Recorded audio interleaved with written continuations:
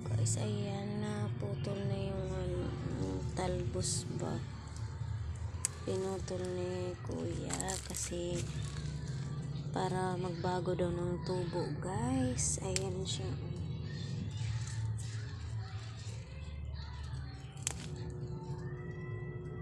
Kunti na lang yung makuhanan ko ng talbos guys.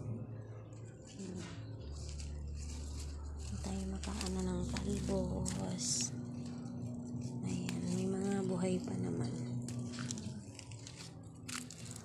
Kunti na lang. Kasi inano nga ni kuya.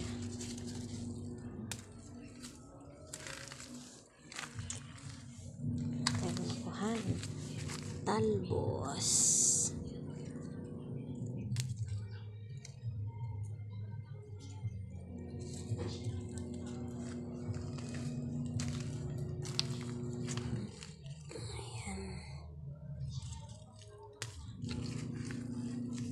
There's a talbos pa here.